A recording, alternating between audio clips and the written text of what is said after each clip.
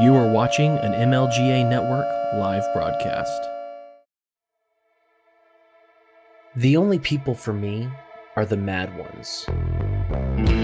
The ones who are mad to live, mad to talk, mad to be saved. Desirous of everything at the same time. The ones who never yawn or say a commonplace thing, but burn, burn, burn, like fabulous yellow Roman candles, exploding like spiders across the stars. Welcome to the Mad Ones. I'm your boy host, Cam Harless, and with me, as always, is your girl host, Miss Jessica Soup Can Green. How are you doing, Jessica? I'm great. I'm thrilled that I made it here. I'm glad too, because one of the things that apparently happened is we had a conversation a couple of months ago, and I don't remember exactly how it got to this, but I'd said something about if you want to get out from under the depressing shit, be a helper or something like that. Just one of those. And you took me seriously, and I feel like that's the first time that's ever happened in my entire life. Yeah, my friend my friend just had a baby, and she has a toddler as well. So I volunteered to come help them for the first 2 weeks of her transitioning back to work after her maternity leave. And I am tired in a way that I didn't know that a human being could be tired. But I could tell that I was very helpful to them. And my friend who had the baby, she commented that although I probably didn't know what I was volunteering for when I volunteered for it, you certainly did know what I was volunteering for, and you let me do it anyway. I'm actually at the end of the 2 weeks now, and I think I'm really gonna miss the kids crazy when I leave. So. Well, that's the fun thing is whatever you're experiencing it, like throw 3 more children at you, and that's me every day. So yeah. So I knew that you had an inkling of what you were volunteering, what you were telling me to volunteer for, but I am glad that I did it because I could tell that I have helped. So that makes me feel pretty good about me. Well, I have a guest to introduce, but before I do that, I do feel like I should say welcome to our new show. Oh, thank you. It's a lovely show. I've put so much fun work into these video things, and I feel like I'm getting better at this, and I'm happy with it. But without further ado, this week, Soup Can and I are joined by a great Florida man. You may know his work from the Mises Institute, his podcast Radio Rothbard, or from his dank-ass Twitter. It's the one and only Tho Bishop. How you doing? I'm excited. This is going to be fun. That's the plan. There's so much going on in the world right now, and it's you're one of the people on Twitter that I appreciate because it's such a different perspective, even from my own. Because we're on the same page about a lot of stuff, but I'm not like a politics guy. Like I'm a reject politics guy, but I don't like using labels, so I'm not going to be like, well, I'm an agorist though. I just am what I am. You'll get a whole bunch of Konkin memes thrown your way now. It happens. Apparently, if I gain 5 more pounds, I become an agorist. So, what's been going on with you? I hear you're out of Florida for some reason. I'm up actually in Branson, Missouri, which it's Branson good, Austin Peterson had bragging about his governor for a while, trying to compare him to Ron DeSantis. So I had to give it a little bit of a try. But my mom does gymnastics meets around the country, and so I help her with some of those. And so she has one this weekend. So we're up here, and it's always enjoy it. It's a fun little town. Yeah. So glad to be up here. But it's far too cold. I mean, it's like 19 degrees, and I have to remind myself that people actually live voluntarily in this sort of weather, and I just thins every sensibility of my as a proud Floridian. I come from Michigan. If I never shovel snow again, it will be too soon. I cannot go above the Mason-Dixon line. It's too cold. Oh. All right. So I think the echo is coming because of lack of headphones. Okay, that might be it. Yeah, unfortunately, my headphones are. I broke my charging thing, so I can't do the headphone aspect of my. Gotcha. I don't mean to mention it, but I was just like trying to figure out what exactly was going on. Unfortunately. But since you mentioned Ron DeSantis, one, I'm very happy to be where I am right now, because at the beginning of the pandemic, we were living up in Pennsylvania. And so we, everything was going on. Everything was kind of weird. And then it hit, what's the St. Patrick's Day last year, March 17th. And I went to the liquor store to pick up Jameson because I wanted to make an Irish car bomb. Of course. And as I was in there, the lady behind the counter was like, "Oh, by the way, this is our last day that's going to be open." And I was like, "What?" And then I noticed that there were there's plywood, big pieces of plywood up near the window, because after they closed, they boarded up the windows. And I was like, "I'm not staying here. I'm out. I'm gone." And so we moved to Florida 2 weeks later. Several people absolutely thought that we were crazy. But then my friend Ryan, who runs Technowaggers, we were all talking about moving in this area. And he was like, if you feel like you need to go, you can. And then after I left and things started getting worse and worse in Pennsylvania, he was like, "Okay, no, you were right. I get it. I get what you did." But you mentioned Ron DeSantis. I think probably the best thing I read this week was from the Super Bowl, when some guy went up to him and asked him why he wasn't wearing a mask. And he said, "How am I supposed to drink my beer if I'm wearing a mask?" That is a very good answer, because it's quite hard. He's really coming to his own. I'm trying to mute my microphone when I'm not speaking to try to help with that reverb thing. So I'm trying to adapt on the fly here. But what's interesting is that Ron DeSantis has become a different person the last year. It's kind of like with Dragon Ball Z, where Saiyan gets beat up and he comes back stronger than ever. Like Ron DeSantis, I think, has really ascended as a politician by. Because he's nobody in America outside of Trump, nobody took more arrows from the press than DeSantis with the way that they were attacking the opening up, because it's a lot harder. It's a lot easier to do it if you're in South Dakota, not to do anything to take down or dismiss what Kristi Noem did up in South Dakota, but it's just the population of South Dakota is less than 1 million people. Florida is heaven's waiting room, right? There's my great aunt is 95. She hates taxes, as she should. Very conservative person, but even her, she still relies upon cable news because she's 95 years old, and that's her top demographic. And she was even falling into this. She thought that there was bodies piling up in Florida streets because of the way they depicted them. And so the fact that he has really become charismatic and can take it back and spin it on the media, because he was awful. During that 2018 primary was really interesting. Because I was a DeSantis fan relative to Adam Putnam. The guy that he was running against was the very worst Republican out there. This is a guy he became state rep when he was 18 years old. He was boy wonder, Alex P. Keaton type. Went to Congress, voted for every stupid bill that was up there. Became agricultural commissioner, which the only reason anyone becomes agricultural commissioner is to run for governor. And then still managed to try to shut down family farms, which is the one thing you're not supposed to do in that position, is not screw up.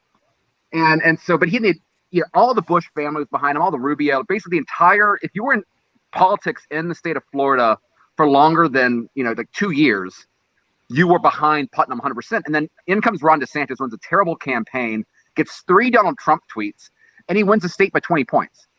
And in that, if Putnam had won that race, we would not be having the free state of Florida right now. Mm-hmm. And it's interesting to see him evolve. I mean, I was having conversations with friends in 2019, because I'm a very sick freak when it comes to politics. When I was in, when I was in 6th grade, I got a signed copy of the O'Reilly Factor from Christmas. Okay, like again, this is a very dark side of my past. So like this is I love this aspect of it, even when I hate, even as much as I hate politicians in general. And so we were talking about, oh, who's going to run 2019, and I was dismissing DeSantis for having any chance because he had no personality. And now, everybody's looking for him. And so again, he's become a different person. And I've become, it's so weird as someone who, as a Rothbardian, to take pride in your government, right? Right. But like it is the way that DeSantis continues to be so strong on this issue and push back on a lot of stuff where it'd be so easy to cave.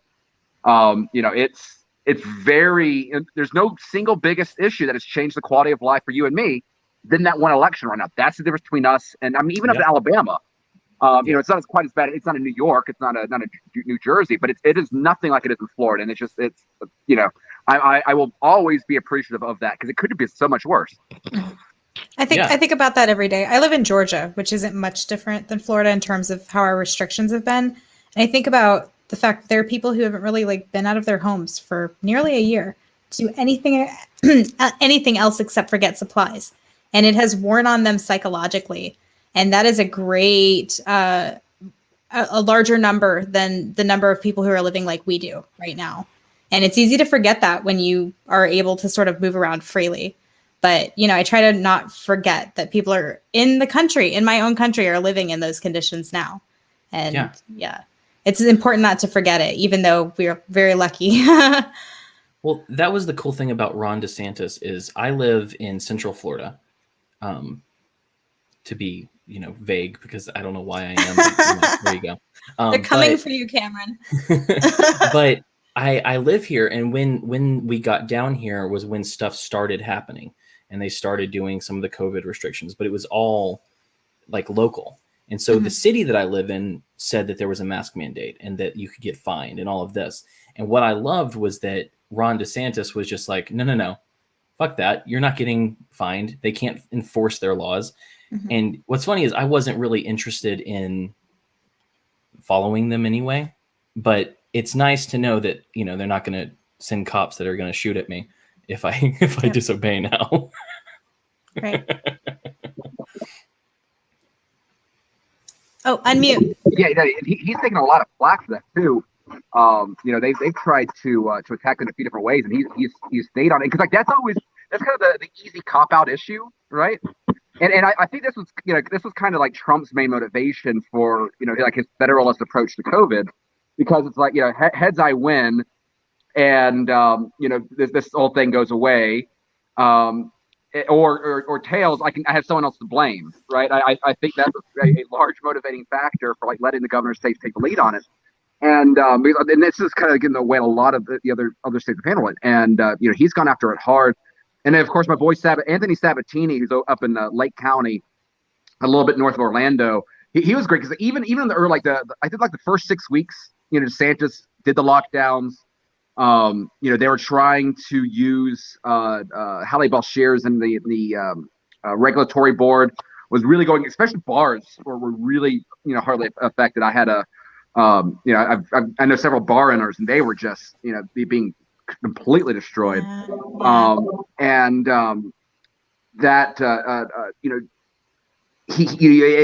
the fact that he's actually, and of course it creates some very interesting theoretical points about local government, right? As a politically decentralist sort of guy, it's like, oh, do I want the governor to be able to prevent this? Like in this case, I'll worry about that debate later. We can have that with Walter Block in the Journal of Libertarian Studies. Right now I'm very appreciative because it's really interesting. It's like up in the Panhandle, we're basically Southern Alabama, right? Theoretically, we should be the most rabidly anti-lockdown of them all because we are like peak. It's this wonderful mix of surf bum and redneck, and I love the Panhandle. It's a great place. That's so accurate. But what's crazy is that the Panama City Beach government, which again our county, just to put it in perspective politically, our county was a plus 43 county. Pro-Trump, so I was like 70, wow. 73, 30, right? And then, or whatever it makes it out to be. I'm not Austrian, I don't do math. And then like Panama City Beach was like 4 points higher than that. And yet we still had a city council that was like one of the first in the Panhandle to put in place a mask mandate. And it's like, this is like, and what's really scary, and this is one of the things that, again, like Jeff Dice gave a talk in Panama City, and it kind of made me thinking about this in a different sort of way, because like it's one of my big personal changes in 2020 was finding an appreciation for democracy. Like I don't worship it, right? You don't worship the state. You no ideology there. But what I do think is interesting is as one potential benefit of democracy is it is a working class check on out of touch elites, and that's democracy in its best sense. And there's obviously ways for it to be abused, but like an American tradition of populism, there's always been this very interesting tradition in this. The Jeffersonians, the Jacksonians, the Bourbon Democrats, all this very interesting stuff. Ryan McMakin and I have had a lot of fun nerding out about it. But like here was a case where like the people didn't want it, but we had a city government that is so concerned about not their constituents, but about corporate power. They're trying to get that big corporate business to invest in Panama City Beach, or they're trying to get those big convention events. And so like you had this very interesting, and also our city manager was from Colorado. He was from Panama City. Got nothing against Colorado per se, but it's just that Panama City Beach people, we stay in on a Category 5 hurricane, regardless of whether that's wise or not. Colorado is a little bit different culturally, right? They're not Florida men.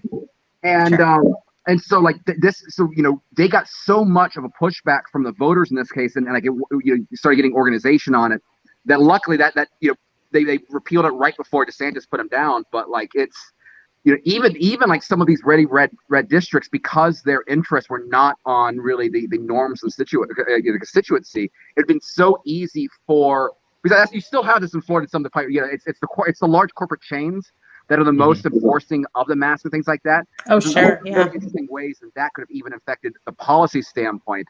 And again, so that's why like with DeSantis' stuff, I think is another reason why I'm very uncharacteristically proud of who I personally consider my president right now. So I do think you make an interesting case for decentralization of the country, because we're talking about the way that Colorado and Florida or Panama City at least are basically two different countries, two different types of people, two different values, who would be probably very happy to trade with each other, but don't necessarily need to live under the same laws. And so when you have corporate interests basically trying, like Walmart, for example, is definitely somebody who's like benefiting a lot from these lockdowns, because the mom and pop stores that do all the things that Walmart also does, they're being forced to close. But corporate interests, which have a way of sort of homogenizing everything, like the way McDonald's sort of homogenized the potato industry. I know I'm getting way off track here, but I think that corporate interests do have a way of homogenizing things, including the types of mandates that we're going to live under, especially if those interests are, given a ear in the government or given a seat at the table in government, which is ultimately the problem when the corporate interest and the government sort of marry each other. And that's what we have now. And so I'm not sure that I think that democracy does present a check on that, because, we get to vote between Walmart's interest or Target's interest. You know what I mean?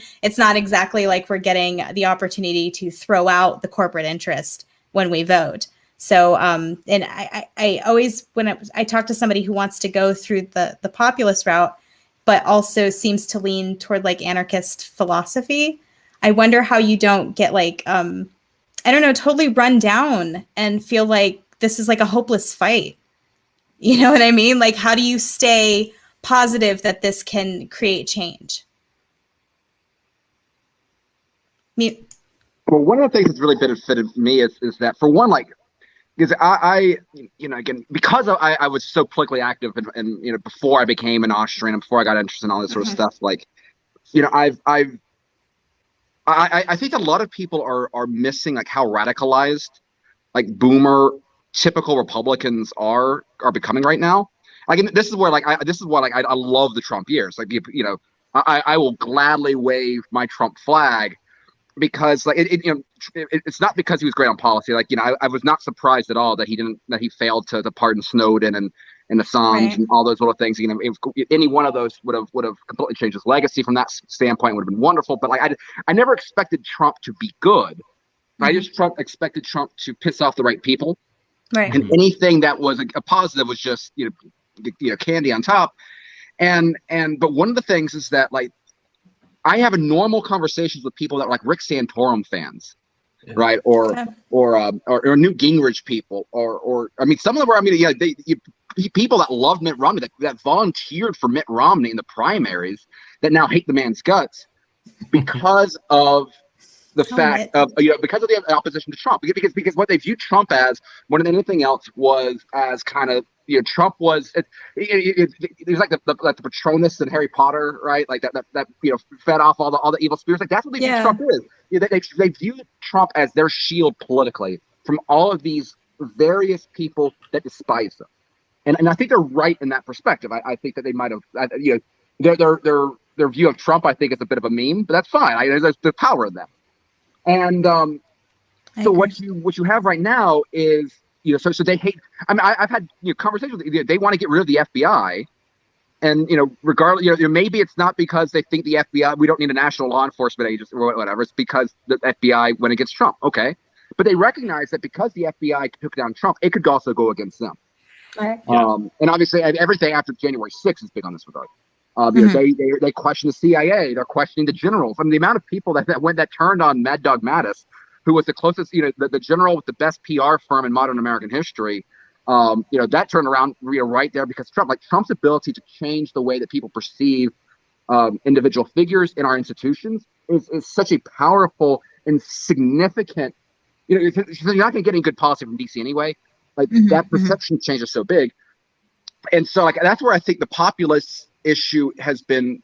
We're able to get so many people who recognize who the right enemies are. They're not right there on the solutions, but they're recognizing the right enemies are in a way that's so different. Again, I mean, you might have if you have literally over 50 million people in this country believe that Joe Biden was not democratically elected. Like that is massive. We've never dealt with that degree of political illegitimacy baked into the system. Sure. Now again, that's why democracy doesn't solve this right by itself, especially in a country as large as the U.S. Right. Democracy is not meant to deal with 330 million people in a multi-ethnic, multinational, multicultural state. And that's where this is where I think it's really, really cool right now. And this is why I like having the conversations about the political side of things. It's because there's been all this very interesting right-wing thought on the neo-reactionaries and the Mulbug stuff and the new right stuff, Michael Malice and all that sort of stuff. And I think what's kind of cool is that I'm reading through this stuff and I'm not gonna say that I haven't read like Curtis Yarvin, but I've been trying to absorb this stuff for the last few years. Sure. There's not a lot of contributions I think that you get from these thinkers, as great as they are, that you don't get from like Austrian works. And I think that's what I find so. I've been really getting big in Rothbard's political strategy stuff. But also Mises, Mises' understanding of democracy, I think is very good. Mises' nation state and economy goes into a lot of the problems of this, the way that democracy ends up becoming this politics by other means. Mises' analysis of Nazi Germany was there's so many of the cathedral sort of aspects and the progressive takeover of America. Mises outlines that in the lead up to the rise of Hitlerism, as he calls it, in Germany, the way the Nazis were, the German people were using the language of the Nazis before the Nazis took on power.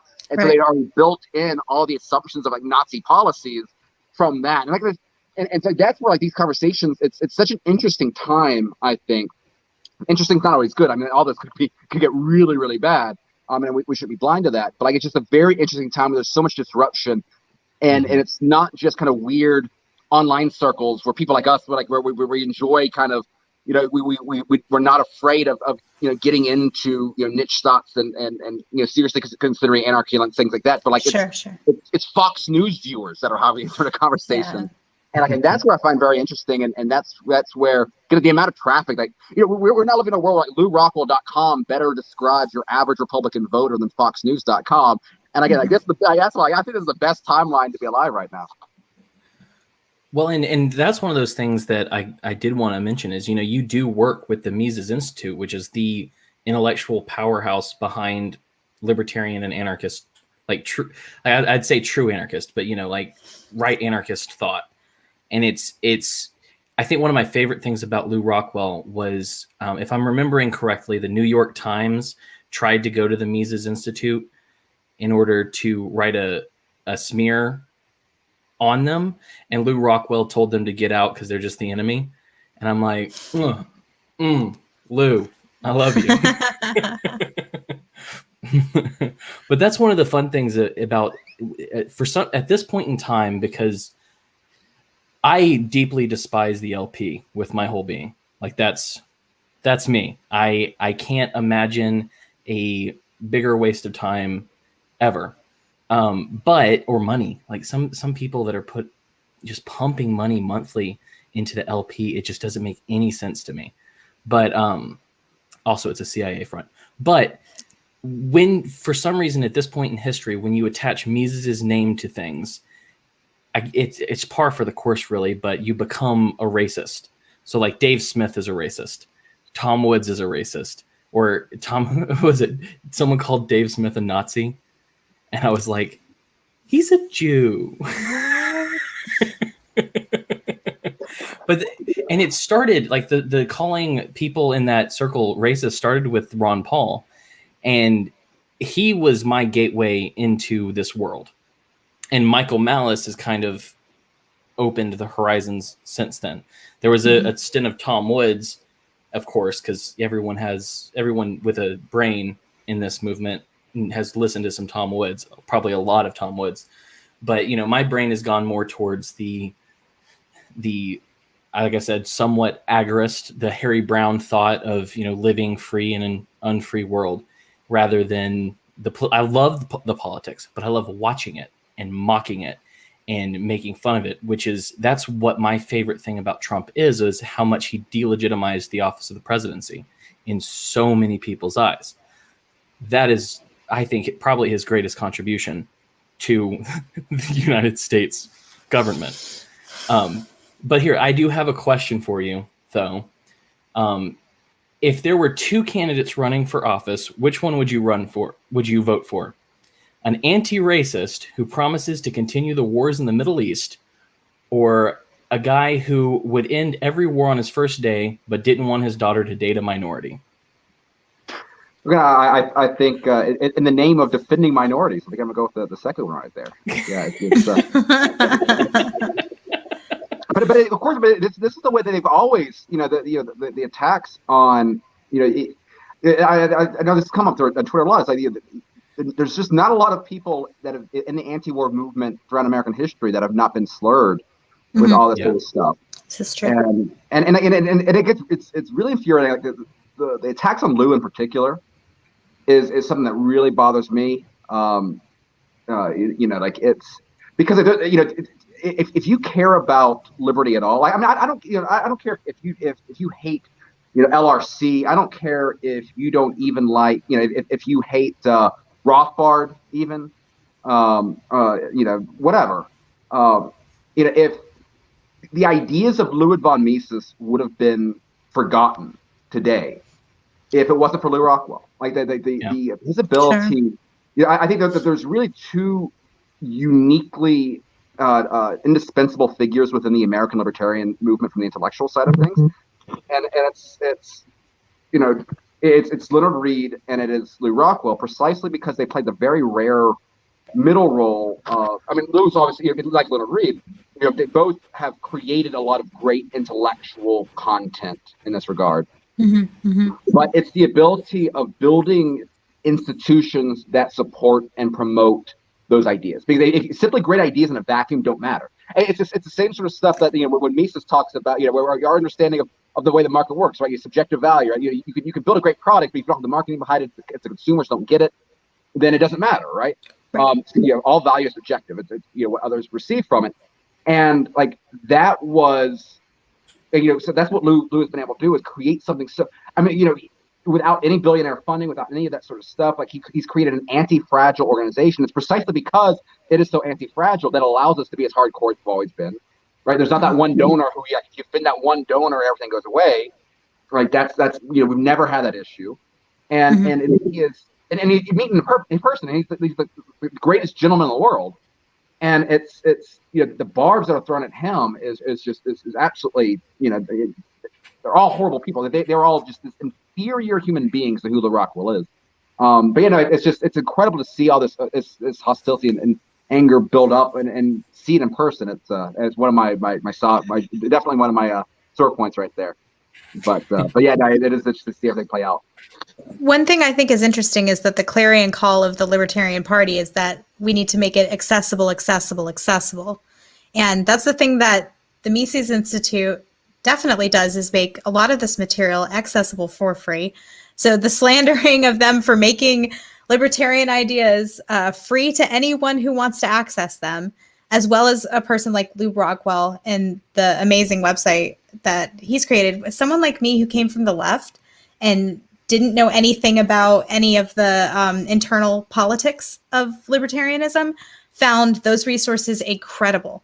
And definitely, I find their claims of racism and all of these things to be very interesting, because as someone who came from the left and would have been ultra sensitive to those types of things, never in any of the content that I've accessed from the Mises Institute or from Lou Rockwell have I ever come across anything that remotely smacked of racism. And so I find that like a ridiculous claim, basically. Yeah. And I think that one of the interesting aspects of that is that, when we talk about trying to make these ideas as widely accessible as to people as possible, I think there's kind of two different approaches here, right? Like, the Mises Institute try to makes our content free, and we have so much out there, whatever.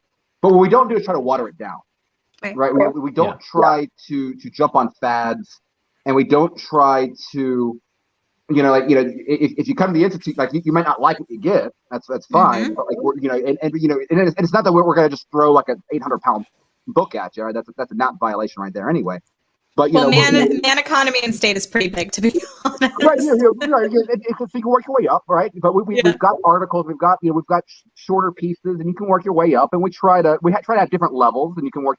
But we don't try to water it down. And I think that's the issue of the LP, is that they try to kind of jump on these fads, and they try to, and it's also, I think there is something to be said about, like, there's two very different, Brian Doherty at one point talked about how there's kind of two different types of libertarianism. There's one that's the strong property rights side of things, and the other one is like the nicetarian sort of idea, where like it's mainly about tolerance, and it's about, I think Nick Gillespie, during his debate with Dave Smith on postmodernism, said that he viewed libertarianism as like the defense of alternative lifestyles. And there's nothing wrong with that. Like, you have your property, you can live where you would like, but like it's not a positive, like that's not the main sort of a point of libertarianism. I think it's a political ideology. That's just kind of a byproduct. And so like I do think there's a genuine substantive difference there that I think is being played out the more that people battle over the term. But the problem is that most of this battle, it goes into this LP stuff, which, as far as I can tell, the real focus of the LP is to allow people to take Facebook libertarian debates in the real world, right? And spend money at it. Which again, it's fine. That's subjective value. I don't, that's your highest form of spending your capital. Fine, more power to you. But like, it's just not. What I think though is don't confuse that for like politics really is. Politics is coalition building. It's building. It's winning. In an electoral matter, getting the most votes. Period. Right.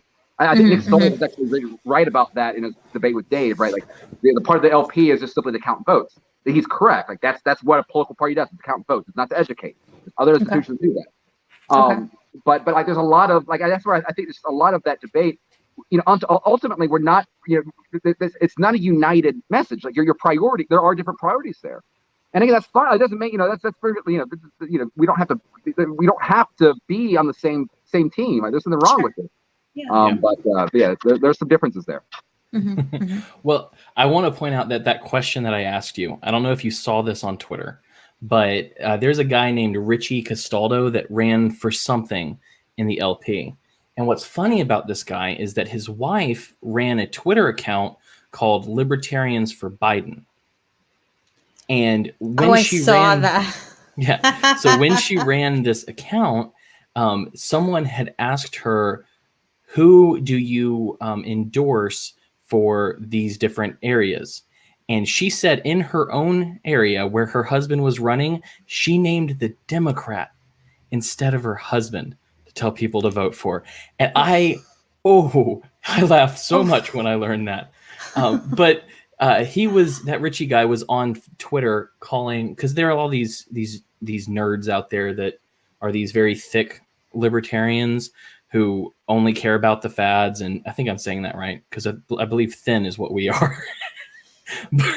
But yeah, so he was calling Dave a racist and a sex offender protector or something because of the Young Americans for Liberty thing.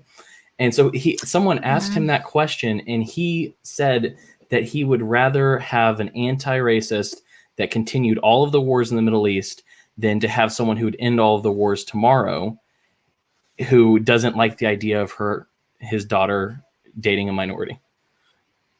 Yeah, I saw that. It was interesting. I was trying to figure out exactly who this guy was, because as with most of these people, I'm usually one of the last ones to see them. I didn't realize that I saw the Libertarians for Biden account, but I didn't know that backstory there. So I think there's a word that would fit that relationship there. Yes. Popular in the online circles for a few years. But I was trying to figure out who in the world this guy was, because he was trying to represent him because he had a blue check mark on him.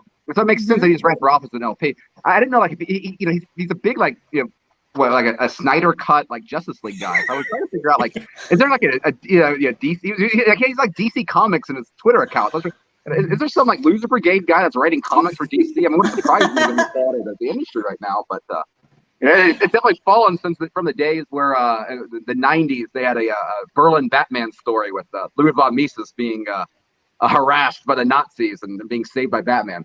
That is not the current state of the comic book industry. But I didn't know that backstory though. You filled me in. I saw some of the drama on that, but I did not know the full story there.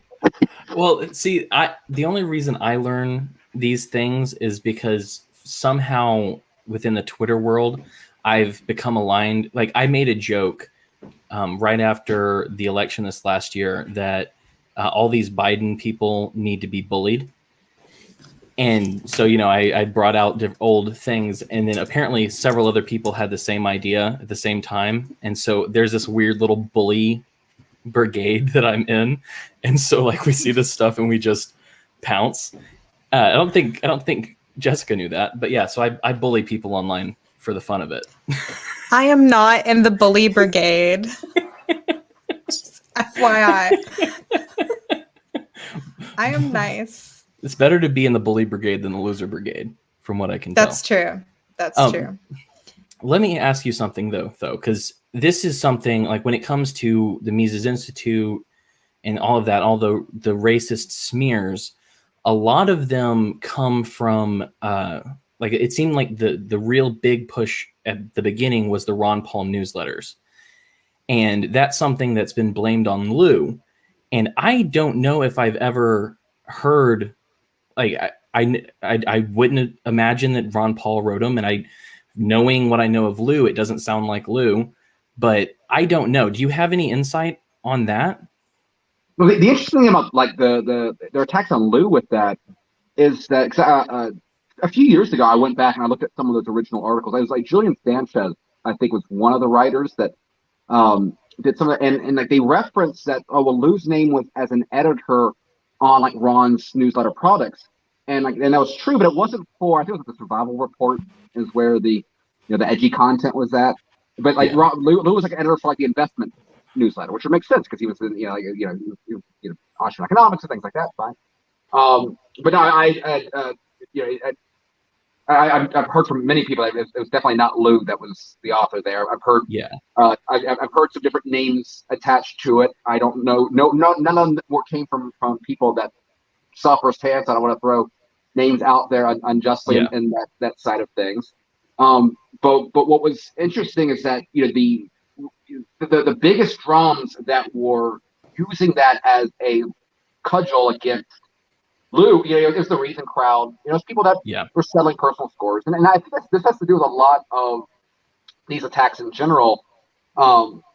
In particular, I think the attacks on Murray, it's kind of lumped in with Lou. Is that what starts off is battles of, I think, genuine ideological difference right? Mhm. That then become wrapped into personal issues. In part because, like, again, you think about the way the libertarian movement used to be, it was a relatively small movement. We're dealing with large personalities in the first place, right? Because you Yeah. attract, weird ideas, which, the mainstream thing, we're weird. We attract weird personalities. I think the two, I think it's, and when you genuinely care about this stuff, like, for example, when Steve Horowitz goes after and attacks, the Institute, calling it every name in the book, like, I think Horowitz is a mediocre mind. I think he's a bad economist. I think that his views on libertarianism are ridiculous, are flawed. I mean, ridiculous is an overstatement, but flawed. But I think that he genuinely cares about it. I think that he thinks that his ideas would make the world a better place. And I think that there's a natural kind of, compulsion that we have that, when we think that we're on the right side, you view them as corrupting it. It kind of justifies in your head being able to go out there and throw as many personal attacks out there and assume the worst because you take this stuff so seriously. And I think that's been something that kind of has allowed for a lot of escalation and some of this petty stuff within the movement.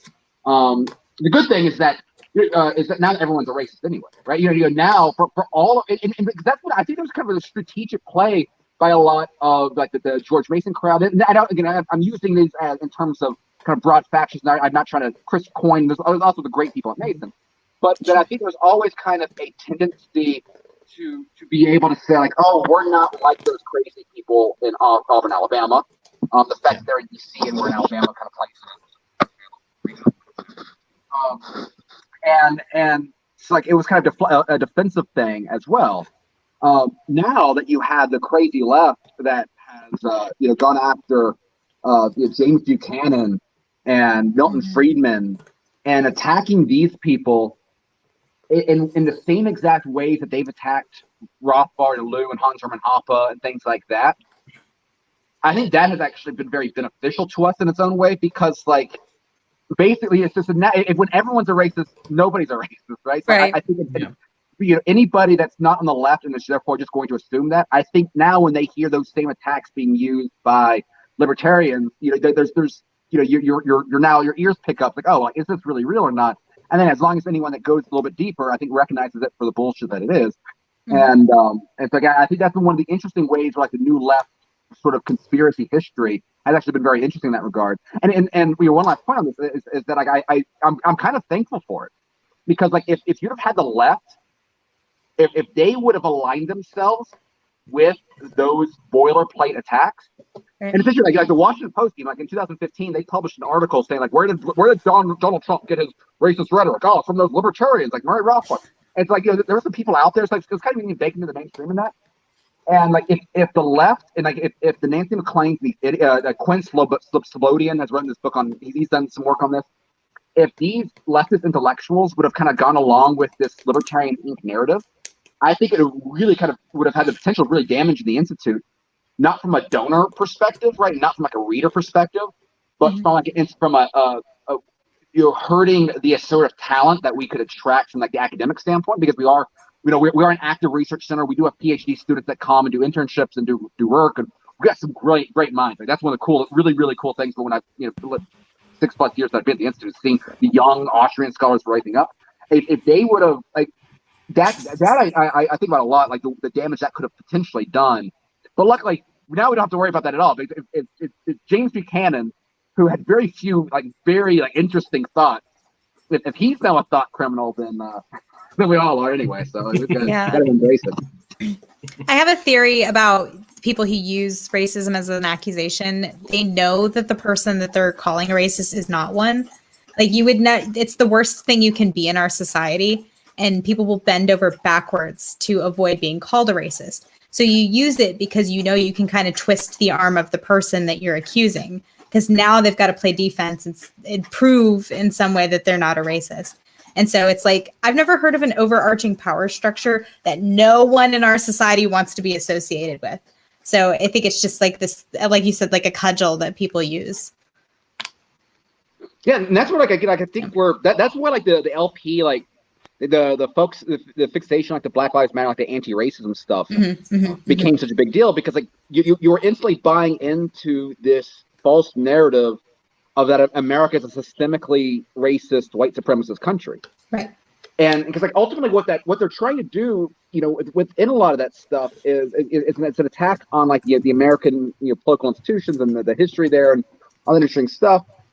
And it's like, if once you start buying into that message, then if you're defending on it, then you're losing already. And that's where again, like we're again, Trump not a libertarian, Trump a lot of bad policies, but like there's a lot to learn from Trump's strategy there, where like if they attack you, then you punch them back like 10 times harder, and then that's where like someone like Dave Smith, is so good, right? Where we're and that's where like having him and like that's one of the great, really cool things of the Institute is, again, I started in 2015. In the last few years, since I started, all the cool libertarian figures are on our side now. The Eric Julys, Dave, Malice, like there's, we've got like the interesting culture figures in the movement. And they've adapted, they're kind of naturally, adapted that strategy. And that's where, again, where politics becomes a lot more interesting. Whereas, again, like the debates aren't necessarily on that level of substance that we want. But like I'll defend Marjorie Taylor Greene for as long as she keeps saying anti-war rhetoric, because like once you start like there's like John Thune from like South Dakota.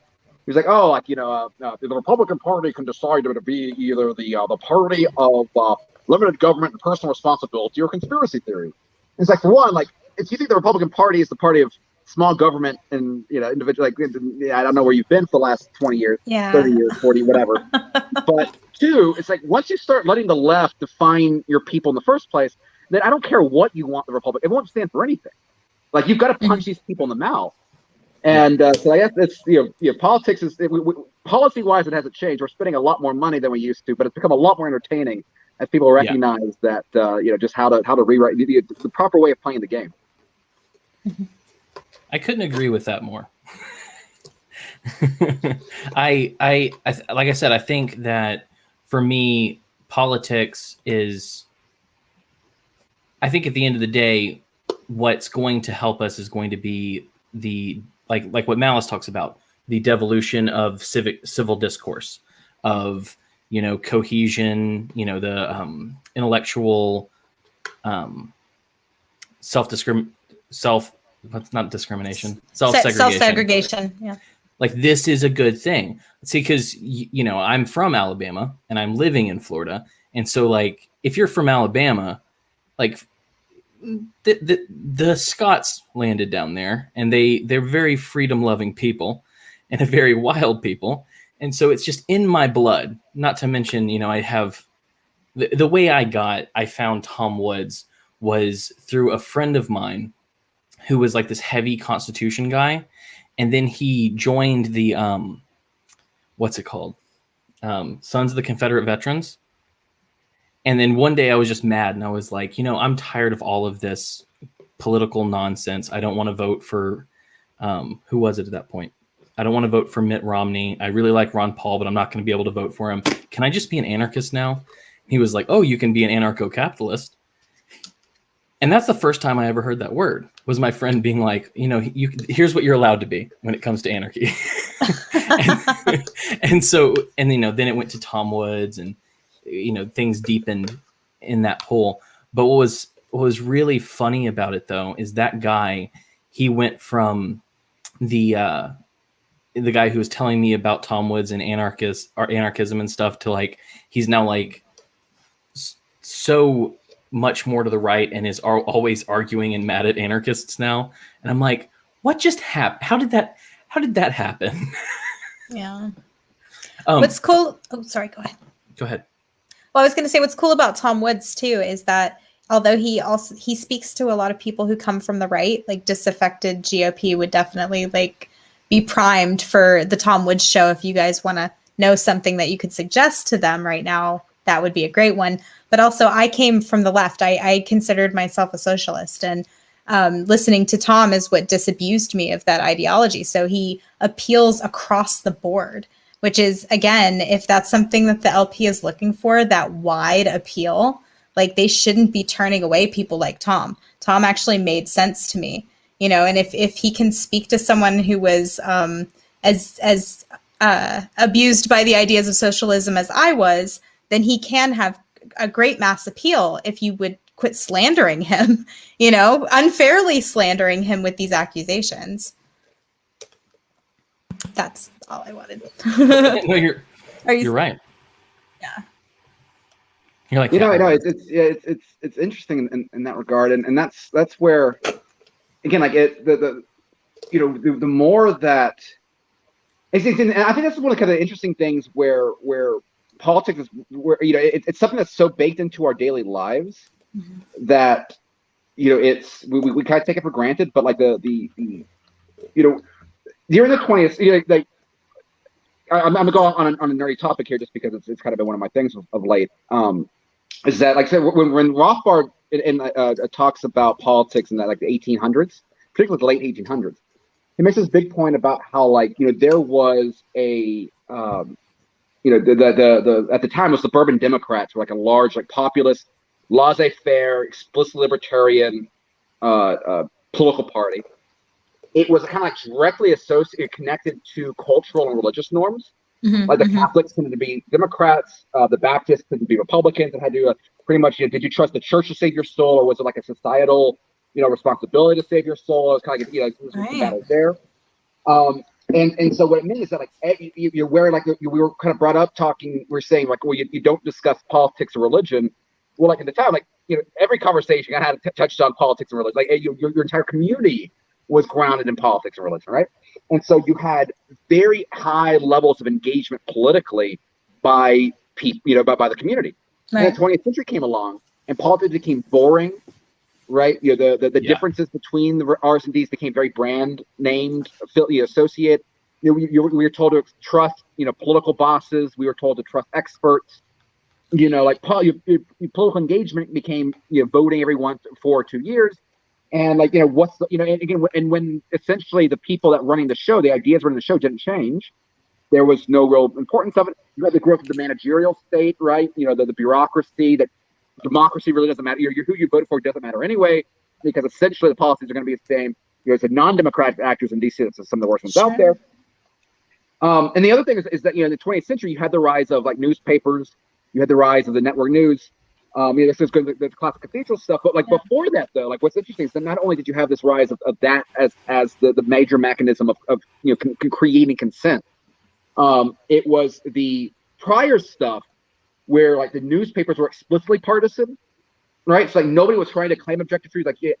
Your news sources were explicitly partisan. Yeah. And now, because of social media, we've kind of gotten back to that 1800 style politics. Where and this is what everyone's kind of freaking out. All the people are concerned, right? Oh, people are in echo chambers, and when they say that, people are in echo chambers, it's really just that people aren't buying the institutions that you're supposed to trust, but they want you to trust. Right. And it's that now they've created this conversation where you're able to where politics is now built on, being interesting, giving people something to care about, where you can now entertain crazy ideas. Ideas out of the mainstream, where we're really promoting something that's out of the mainstream. Social media and Ron Paul aligned, right?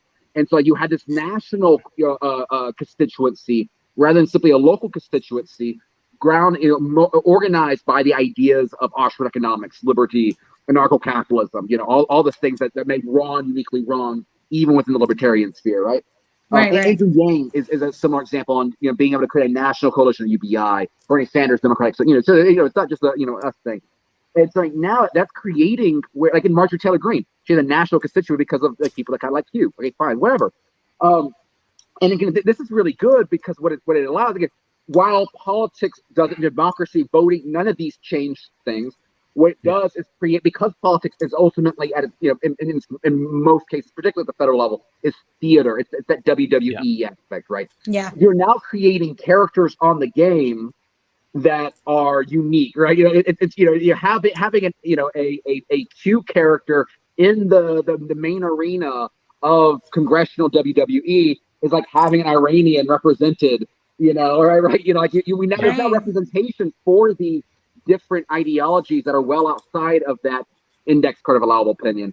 Yeah. And it's the fact that where that, again, politics, where that stage allows for larger exploration of these ideas.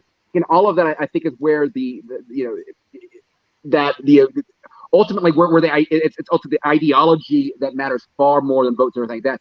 It allows for the absorption and the platform, that sort of stuff, in a way that, again, I think is really interesting. I think there's a lot that is there that, again, this is exactly what has them terrified, right? Like this is all of that all the social media censorship, all that corporate trying, in various forms, trying to attack the radicals on both the left and the right. It's not, that, I think, it's that element of politics I think is really scaring people right now in the best way possible. It does, because when someone like Jimmy Dore is getting together with someone like Dave Smith, those are groups of people that people pay a lot of money to ensure that they stay fighting with one another, hating one another. And, they're sort of realizing that the enemy is, above their heads, not across the aisle from them. And that is a dangerous proposition for those in power. Well, when you're able to have like a Michael Malice and Alex Jones on Tim Pool and attract 1 million+ views, like, right then there. I mean, my wife and that was a great experience for me, because my wife had never seen anything from Alex Jones. Like, she knew the name, and but she never watched like any real Alex Jones. Right. Wow. So then when you have Alex Jones going up there saying, "Oh, I'm a gorilla, I'll kill you," or something, like, we opened up a bottle of champagne. It was great. Like, that was the best date night we had in a while. What a lovely way to spend an evening. You did mention how federally it's all political theater, and I feel like right now is just the absolute zenith of that. Have you paid attention to the impeachment stuff that's been going on the last 2 days? A little bit. I'm just so bored with the topic in general. I know that Nick Fuente's got a I think a primetime thing here, which that is, again, it's interesting the way that these people. I think that the greatest silver lining of all this is that we've always had very evil, at least for a very long time, we've had very evil people in positions of power, but they've never been this dumb.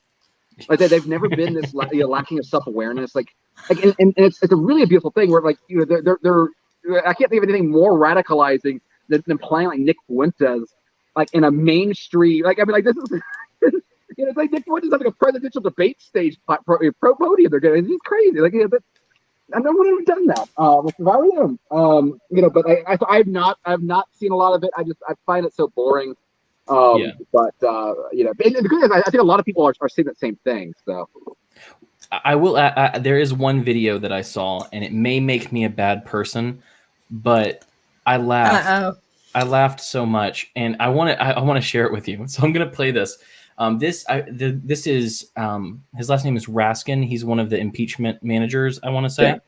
And he got up there. I think it was this is from his opening, and he talked about. I'll just play it, but look at the crocodile tears. Just watch this. Taking their own lives. Senators, this cannot be our future. This cannot be the future of America. We cannot have presidents inciting and mobilizing mob violence against our government and our institutions because they refuse to accept the will of the people under the Constitution of the United States. Oh man, it didn't even get to the good part. But no, he starts like bawling, crying. I mean, that's like bawling, right? Like, I saw some tweets about that. Yeah, so he gets to the point where he's talking about how his daughter was in the Capitol with him, and they were like, they thought they were sending their last tweets ever, or last messages ever, and it's all this like very clear fake crying. Like, there's nothing about that was particularly believable to me, which is why I laughed. Why didn't anybody give him shit for touching his nose like 40 times while he was talking? But he goes, and I told her, next time you come to the Capitol, it's going to be safe. It's not going to be this way.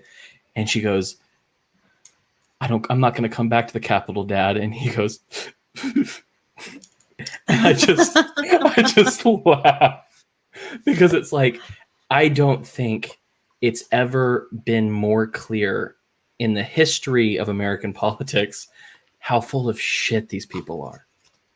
Well, it's like the only thing the only way possible, I think, to make your average Hill staffer even more obnoxious is now give them the same like moral righteousness that comes with perceived victimization, like David Hogg has, and that's exactly Oh, what I January know. 6th has done. Yeah. But I will say that a little bit of my one point of disagreement might be with you, though. I don't think this is an act. And I think this is important because I worked on the Hill for about 3 years in the Financial Services Committee. I still see some people that I used to be colleagues up there. I really think for these people, this event really made them feel unsafe in a way that they never have before. But don't you feel like Good. they're overplaying it some? Perhaps, but I think these people have. I think that you're dealing with a bunch of out of touch, entitled people.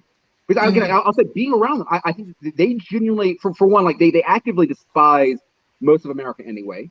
Mm-hmm. They don't think of it as sort of, but that's exactly, it's the Hunger Games sort of aspect there. They live a very privileged, isolated life in DC. They think that they're doing very serious work. They think that because they're doing very serious work, they're far more intelligent and citizen-minded than most of America. They think that their contributions are not properly appreciated. They think that they are underpaid.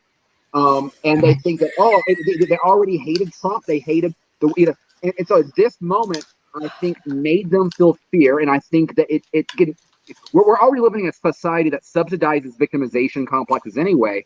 I think that they really did see this as a genuinely scarring. When they compare this to 9/11, I think they are being 100% serious. But see, this is the beauty of it, though, because like the divide, the isolation between that group of people and the rest of America has never been bigger. And again, and when you combine it with the fact that these people have never been dumber, that is where I think, again, you're building up into where you have where the regime has never been weaker. And this is what gets you. This is how you get to an inauguration where DC looks like a war zone full of soldiers that they don't trust with their own guns. Mm-hmm. Like that is how, like this is never like this is that is extreme. Like that is such a jarring picture. And I think that this is why this moment is so weak. And like now again, like I can now again, this goes to the larger, when I go around and I say the federal government hates you, Republican voters, like they there's no pushback at all. Like they're like, yep. Yeah, right, great, yes. I'm glad someone's saying it, right? When I said we have to be willing to have like our local law enforcement push back against the FBI if they come here trying to raid Trump, they don't even think you're like, they're like, oh yeah, thank you for speaking out about it. And like that is where, because that divide has never been greater, and that again they've never been weaker because of that. Well, and it's funny. It's because I think one of the things that annoys me, in addition to, like, I do think that even though they may very much believe that it was their 9/11, I do think that they're playing it for the cameras a lot. Yeah. I mean, politics is Hollywood for ugly people. But and don't even mention the LP when it comes to that. that's another step down.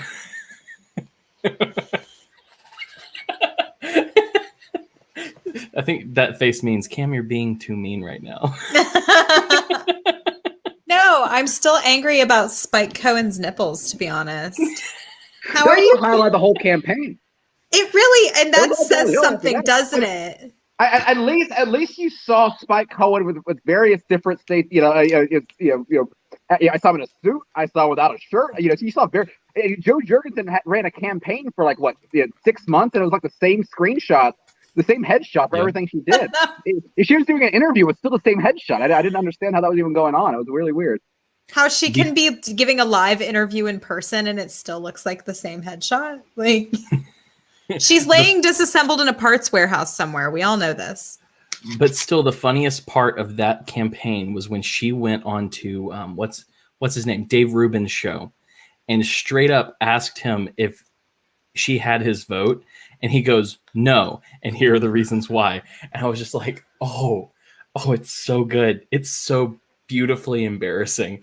And but I don't know if you noticed this, but I don't know if you noticed it, Jessica, but they officially announced the new name of Aunt Jemima syrup. No, I hadn't heard about this. I've been caring for the next generation. So they removed they like removing minorities from products in I heard about aisles that for some part, reason. yeah. But they changed the name. It's now like it looks like a picture of a warehouse, a factory or something, and it's Pearl Milling Company syrup. Pearl? No, they didn't. Wow, so they removed the black lady from the logo and then called it Pearl. I mean, ouch. Sounds pretty racist. Yeah, it sounds pretty racist to me. Whitewashing strikes again. Yeah, jeez. The saddest part about that is that Land O'Lakes, Indian girl, the artist that drew her is a Native American. He also drew the, you guys might not remember it, but if you do the Hamm's beer bear, there was a brand of beer, it doesn't exist anymore, it's called Hamm's. And there was a mascot, a cartoon mascot, which was a bear. And he also drew that. But the artist who drew the Land O'Lakes girl was himself a Native American. And so like you've just basically erased Native American art from the lexicon of America. And that sucks. I actually have a friend that I grew up with who is black. And when that came out all over his Facebook, he was so deeply unhappy because I think they're going to remove Uncle Ben too. Yeah. And so like he was like, I grew up walking down these aisles and seeing these black faces. And he said, whether or not people think that that's racist, I don't care. I saw someone who looked like me on the aisles and that meant something to me. Sure. And now what are we going to do? It's such a weird, bizarre. We live in a weird world, man, where a picture of a black housewife is offensive. Well, it's like we're living in ancient Egypt where we think if we just like strike people's names off of the walls that history will not remember them. But the internet's forever, guys. We still have pictures of Aunt Jemima. Like that doesn't go away. So he actually bought several with Aunt Jemima on it, and he'll still buy their syrup, but he pours it in the Aunt Jemima bottles now. Modern times require modern solutions. I respect that. Yeah, good for him. That is that. I was always a the Redskins thing was always something that rubbed me I was convinced that Dan Snyder, you know, he had enough. That's the scary thing. It's like when someone like Dan Snyder, who has like legitimate FU money, and like loved and hated. I mean, I'm glad that he kind of got it back in his own way. Like, oh, I'm just gonna call my football team the football team, and you know, I'll let people figure it out from there. But that story's also interesting. You know, like it's like for one, I mean, Dan Snyder's an awful owner as well, and kind of a jerk, so I can kind of get what's coming to him fine. But like that story is kind of similar to the Aunt Jemima thing, or to the I don't even know where I was going with that, but like the Redskins story was kind of interesting because like it was also meant to celebrate, you know, the original football player or the coach that. But here's where things get really weird: is someone who claimed to be a member of the Sioux tribe or something like that, and so they named it the Washington Redskins kind of in honor of him. And they had like a very fancy, you know, like a very very nice thing. But it turned out like the guy actually wasn't. Like oh wow! It was like stolen valor. and like, he was prosecuted for it, and like someone went in to try to lie that came out later. It's like it was just this weird thing where it turned out like no, and and that one looks really cynical, but like no, like it was done with the best of intentions. The guy just lied about it. You didn't know that. The story just gets worse as it goes on. Yeah, so like it's yeah. It's a shame. Yeah.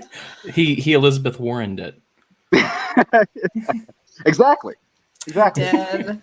Oh dear. So let me ask. One of the reasons why we did the rebranding and all of that is, you know, the Trump era, like Malice has said, you know, Trump was the dam, not the river. And so everything that's flowing from this point is the people. It's not directly tied to Trump. There are a lot of people who did tie directly to him. But all of these feelings, Trump was an avatar to them rather than it wasn't him. It was who he fought. And so that's continuing on. And that's a very positive thing. But, we were Make Liberty Great Again, which I started the podcast at the end of 2016, right before he became president or won the election. And I wrote it for those 4 years, and then I hit it, and I slowly talked Jessica into coming in as co-host. But I started writing a book, and I was like, first, I need to move past being tied to a Trump statement, because that's going to go in the past. Also, I don't want it to always be purely libertarian or political or anything like that.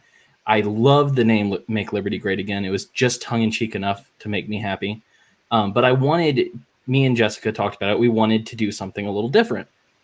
And we want to be able to go further than libertarianism. We want to be able to hit different topics, talk to more people. But I decided I was going to write a little book, and I wrote the introduction, and I had one of those recurring memories of that quote that's in the intro now, which is from Jack Kerouac's book On the Road. And really what we've shifted to, it's like what you were talking about earlier. Like, libertarianism is radical, so it attracts radicals or the weird people or the mad ones. Because outside of our cliques and our subsect of humanity and political ideology, we look like crazy people.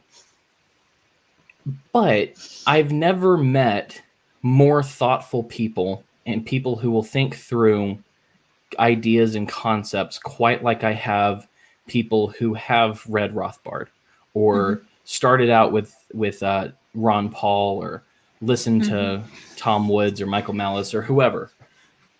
And so that's kind of what I'm looking for, is because I know you have, because I've seen you mention white pills before, but the show is about the mad ones. It's about the people who see that little modicum of hope in the disarray and in what looks like destruction, which looks like they're calling libertarians terrorists now because of the insurrectionists.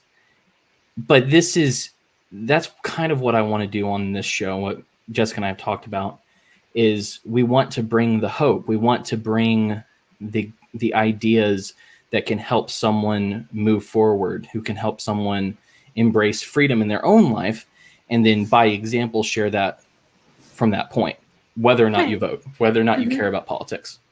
It's about personal edification. It's about being the example. And so since you understand the concept of the white pill, there are a lot of them out there.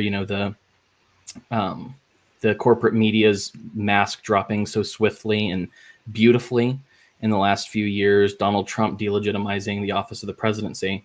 But what is something, in your opinion, is that little piece of hope, that little, like, if you could give someone a white pill to microdose, what would you tell someone what would you tell someone that is important and that can help them find their way in the darkness of COVID, of tyranny? Well, I think one thing is, for one, one of the things I love about what you just said there and where you're going with the show is that it's something I saw Ryan's comment earlier, is that it's how you live your life matters a lot more than your ideology, and I think that's very, very much true. Right. And I think that one of the great, we have a kind of, by our nature, we're kind of self-selective in the fact that, if you went from like Ron Paul down to the Rothbardian rabbit hole, right, that shows a gumption, it shows a degree of intellectual curiosity that's important, and that itself demonstrates the sort of skills that are important. Because when you start realizing, and I think that's one of the things that has been very depressing for a lot of people, right, is that COVID showed the degree to which so many people are willing to just kind of go along with what they're told. Yeah. The good thing is, I think history is very, very useful in this regard, because like history, like this has always been the case. This is not new per se. This is not normal. It goes to the whole, the 3% sort of idea of the American Revolution, right?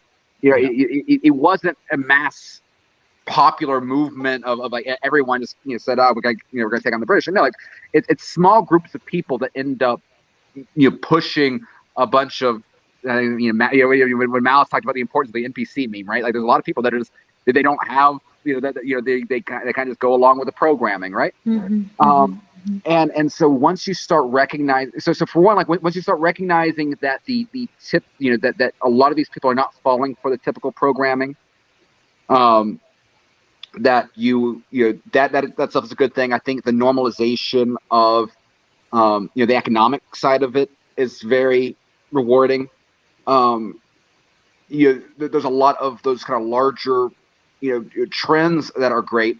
One of the things I've personally found very beneficial is the degree to which one of the things I've seen within the movement for the whatever 10 plus years that I've been at it is that we typically view ourselves as disconnected from our neighbors, right? I think a lot of people have that frustrated, like, oh, I'm living with a bunch of sheeple sort of stage at some point in your development, right? It's like, oh, why don't we understand liberty good, right? Yeah. Okay, fine, I understand that frustration, fine. But there's something to be said about the fact that once you start identifying the common ground that you have with your neighbors, even though they're not libertarian, that is something part of it is the last a little over a year ago, I moved back to Panama City from Auburn, where I was able to do work remotely now from the Institute. Got married. That kind of changes things a little bit for me. Congratulations. Thank you. I'm a very lucky guy. You're being able to settle those roots and to have people in my community where they for one of the advantages we have, for example, is that if you simply can make sense of the world, the crazy world we're living in, people and you're able to articulate it, and you're able to speak with authority, and you're not just kind of pulling stuff out of your rear. People start looking to you, right? And that's I think a very good thing. It's a way of making your opinion matter more than have a larger impact when people start looking to you for advice. And it's like because at that point they don't even necessarily have to understand all the work that you've gone in. They don't have to show the work if they just trust your opinion on it. That's very good. And one of the things I've personally found very interesting is I've gotten very big in my local history. And I think it kind of goes to the controversial Jeff Dice quote, right? Blood and soil still matters to people, like it or not. Where you have blood, soil, whatever. The controversial one. But I think there's a tremendous amount of truth there where, people take pride in where they're from. People take pride, and particularly in a place like Panama City, right, where you have a lot of people that have been there for multi-generations, right? DC is a little bit different if you move to DC, right? It's a kind of different perspective there. So there's some states that are, and it's like one of the things one of the ways of being able to build on this period and to use it in a way that can raise the way that people see you, and to being able to make all of this work in the liberty movement matter in your community. I think, and leading by example, is taking the time to learn your local history and to be able to talk about it in ways that matter. And there's so many different ways of doing it now. You can create a podcast or even just post it on your Facebook page and things like that. And the fact that you have so much untapped, interesting stories out there, because if you don't live in a big city, then chances are you could spend like 5 hours going down the equivalent of Wikipedia rabbit holes. I don't know how many good Wikipedia pages there are about small towns and wherever, but like the equivalent of that, and you instantly know more about your small town than 95% of the people in your community. Easy, right?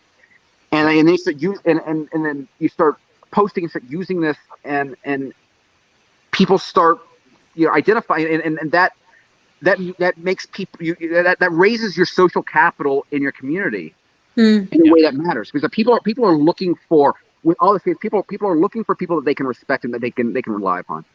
And I think at this moment there's so much. We're in a period where people are recognizing the corrupt institutions of the 20th century that were the product of the progressive era and have failed us in so many ways, that the reaction is, what we're going to see is not simply those institutions being torn down, but new institutions, filling their place. And we have the opportunity to be those institutions within this moment. And that is it's something where like I think that when people if people get that and they recognize that it's obtainable to be one of those institutions within your community, I think that it really it opens up so much that can be done. And yeah, I've been so fortunate with the people that I've been able to surround myself with the last year and a half, and my has made has been so good. And again, particularly we've been a lot more fortunate than most in this last year. But that's something that I hope that more people kind of take advantage of, because like our ideas, the ideas that we have matter not simply because we can dunk on people on Twitter and things like that. Like these ideas matter to build good societies, to build civilization. Right. And it's not just government. It's not just government at all, right? It's civic clubs, it's civic organizations, it's churches, it's churches, it's fraternal organizations, it's charities, it's businesses.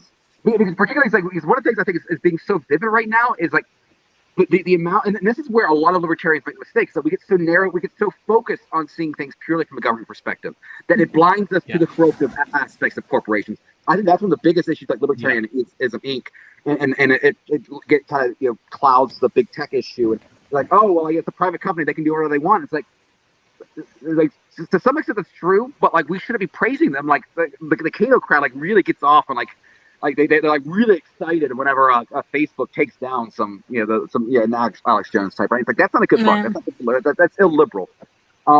It's not just government. Like it's all these other institutions that have been responsible for. Because that's what and I'm sorry. This is going a long winding. A lot of my answers have been. It's a long winding rant. I hope I have come close to glancing what you're getting at with your question. But like one of the biggest changes that I've had personally, beyond my absurd fondness for democracy this past year, has been the recognition that liberty is not an individual right. That liberty is a collective right. And what I mean by that is that if you just say like, oh, I'm a sovereign man, and you're living in North Korea, right? It doesn't really matter. Like they're gonna kill you. You have to have society has to respect liberty for those rights to be protected. And that's where like those institutions that are not just government, but it's an education system, ideally private, right? That teaches people to be self-sufficient and rewarding. It's businesses that recognize the importance of the beauties of free enterprise and don't try to destroy their competitors for political ends. It's charities that recognize the community has the respect that if they don't take up the responsibility of taking care of the most vulnerable, that it's going to lead to larger problems and that the government's going to try to fit in. It's all these sort of things. If we have this massive change where we have this, because that's what the 20th century did, is that it created such a consolidation of what had been civil society into the state monopoly on so many things.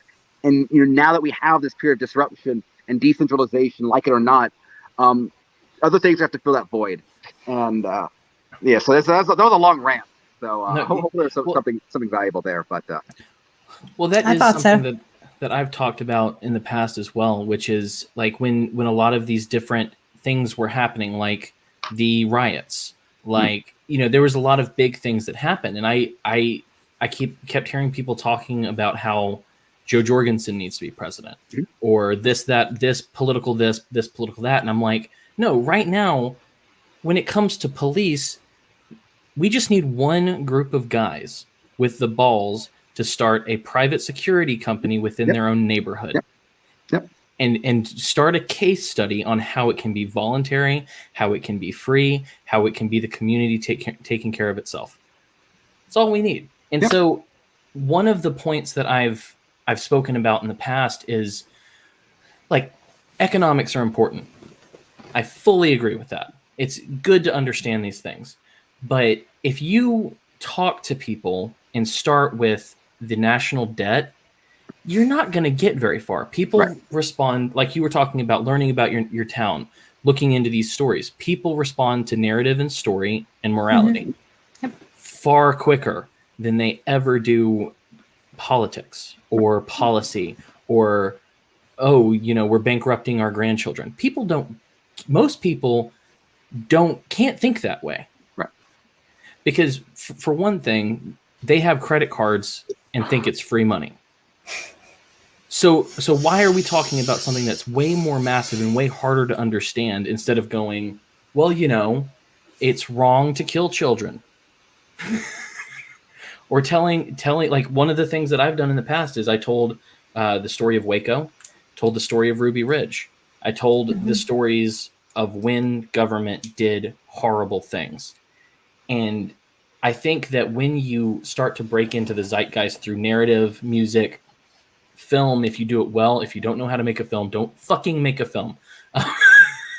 But beyond that, Oh my God. I'm sorry. I'm very passionate about that. Clearly. But if you can break into culture rather than into politics, you're going to go a lot farther. So all that to say, I agree with you. Your political view should be the least interesting thing about you. Yes. Well, and there are a lot of people who don't understand libertarianism as a purely political ideology.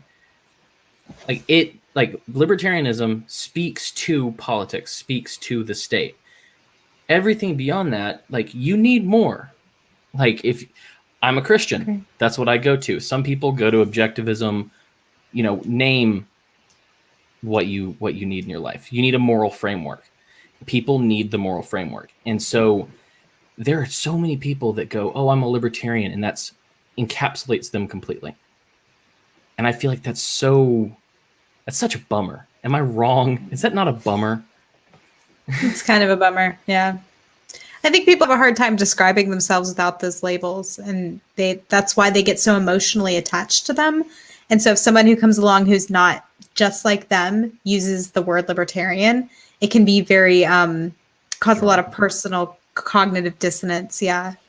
So I would just say try not to let your personal emotions get wrapped up in your political ideology as best you can. Well, and that's the thing, is you need to be able to look past politics, which in most cases is looking past the darkness, which is looking into the light, looking into the good things.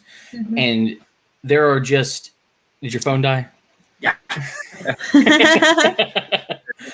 But yeah, so the white pill, one big one is learning that you don't need the government to be wealthy, happy, to be free.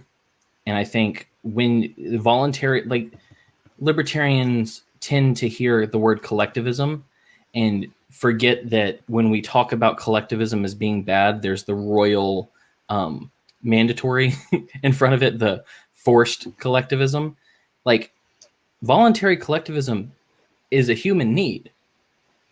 Community is a human need.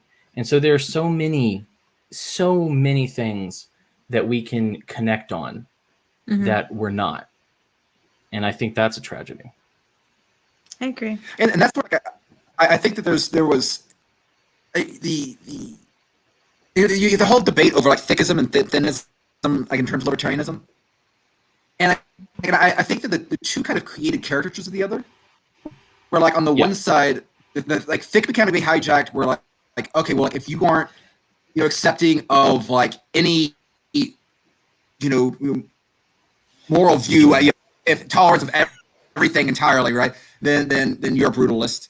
And then it was like, oh, like all you need is kind of libertarianism as a thin philosophy is kind of all you need, like, and no, it's like you like we're all thick.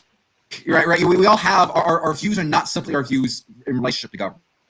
Right. Our views are far, and if they're not, like I think that's because the one thing is I think that there is a tendency for some people that like their greatest pride becomes their ideological consistency, and so they become very protective. Like and it's and as a sense, it's like I can just you can kind of see like the way that people interact and how defensive they get.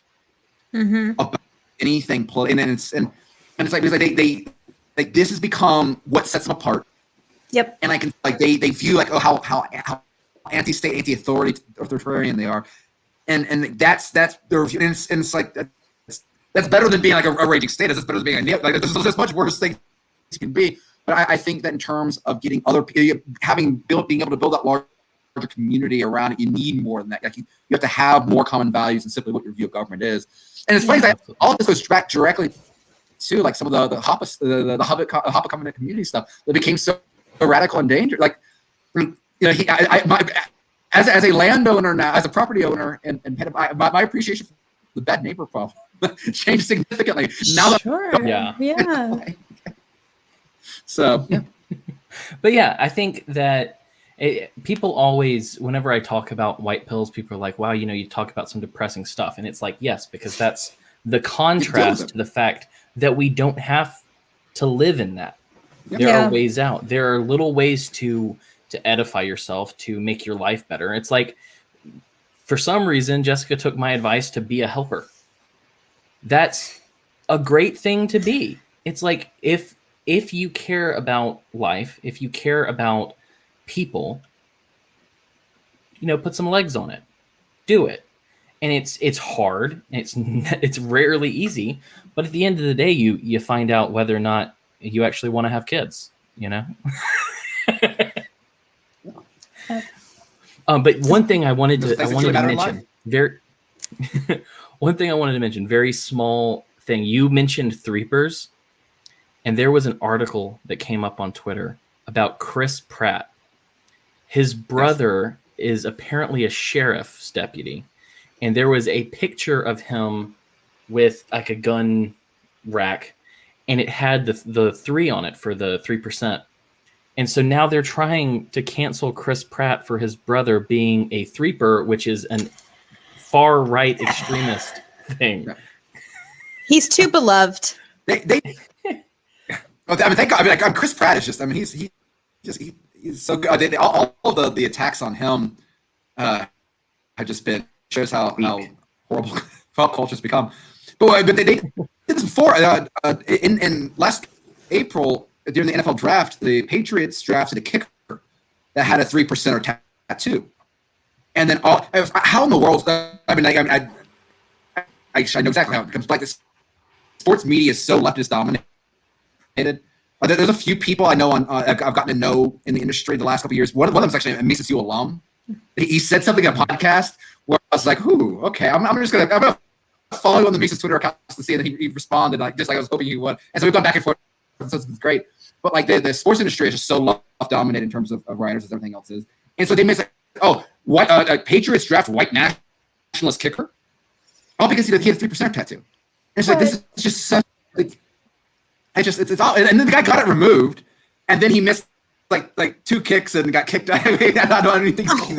Oh no! I feel real bad for him, but he got it like it was a big old like arm tattoo. I feel like it was awful. But yeah, it's just a shame. I mean, anything that again, but it just goes back to that topic we had earlier. If anything that's interesting, that's not explicitly left wing is going to be made into white nationalist, white supremacist, whatever the most effective slur is at the time. Mm-hmm. Absolutely. Well, I think Jessica needs to sleep so she can take care of that baby in the morning. Yes, I really appreciate it. Before we wrap it up, there was this video that came across my feed, which was it was a court date on Zoom, and one of the lawyers had a filter on his face. And I need Jessica to see this, and I know it's enjoyable, but check this out. I believe you have a filter turned on in the video settings. You might want to take a look. Can you hear me, Judge? I can hear you. I think it's a filter. It is, and I don't know how to remove it. I've got my assistant here. She's trying to, but I'm prepared to go forward with it. I'm here live. I'm not a cat.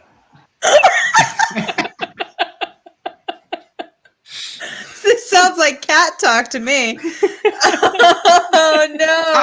I'm surprised we haven't had more. Well, today,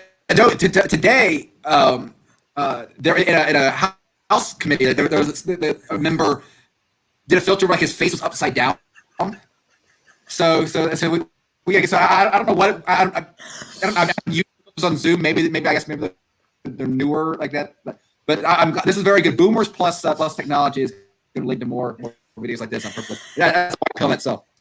He said, I'm prepared to go forward. And I'm like, yes, please, God, go forward as a cat.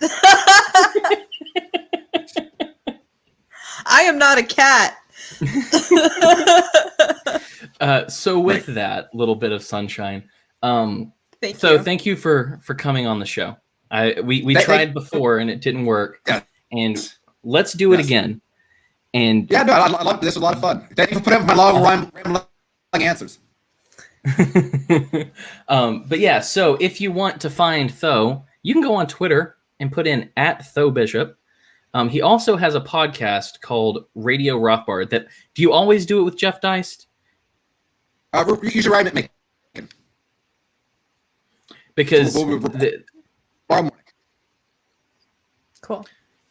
Yeah, because I heard I was there when one was recorded because it was at the Orlando Mises meetup, which is where we met.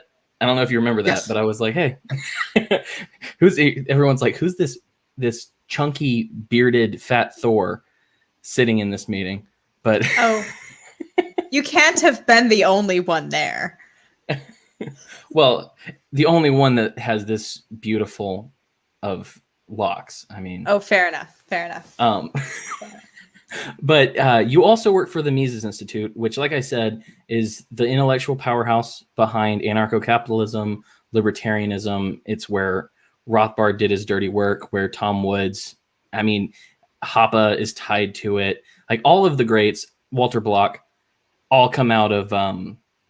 Oh yeah, that's right. Here, So when we were there, Ryan was with me, and he asked a question about agorism. And then I don't think the question was understood. So if Ryan, would you like to, to recreate that question? I don't think Patrick understood it. Because he was like, I mean, yeah, you can own a farm. What? Can you own a farm? Oh, I don't want to do that again. Seriously, guys, I gotta go. I'm sorry. Is there anywhere else people can find you? That's where I do most work. I need to do a better job of creating a website where I have any articles that don't go on Mises.org. But Mises.org, @Tho Bishop.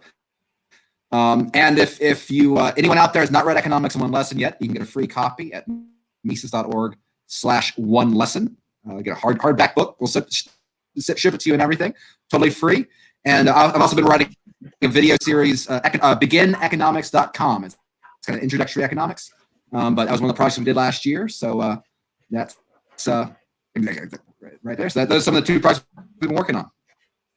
Awesome. And if you want to find me, it's just @Cam Harless. If you want to join our locals group for just $2 a month, you can go to themadOnes.locals.com. If you want to find Jessica, aka Soupcan, go to on Twitter, go to @SoupCanarchist. It's a very clever name. I'm very proud of myself for making that up for her. Where else? YouTube, youtube.com/youtube.com/themadOnes. And I don't know why you'd want to email us, but if you wanted to do cam@wearethemadOnes.com, you could do that too. Can is better than cam. Okay. Is there anything that you'd like to tell my piddly little audience before you go? No, it's been a good time. I would love to do it again. And, if anyone out there is looking for a free place to get away, Panama City Beach is the world's most beautiful beaches. I will fight anybody on that point. And if you do, please hit me up because I would love to have a beverage with anyone that is a viewer of your show. Well, my family actually lives in Pensacola. Okay. So whenever I go visit them, we'll have that. But yeah, so whenever I go visit them, we should hook up. Yeah, that'd be great. I was over in Pensacola last week. It's a great. I'm actually not spent a lot of time downtown Pensacola until last weekend. But that was a lot of fun. That was great. Awesome. Well, like I said, thank you for coming on. And to anyone that listens to this, I'm trying out some new sign-offs because I didn't want to use the one from the old show. So, dear audience, do your best to live the life you want to live, how you want to live it. There you go. Peace.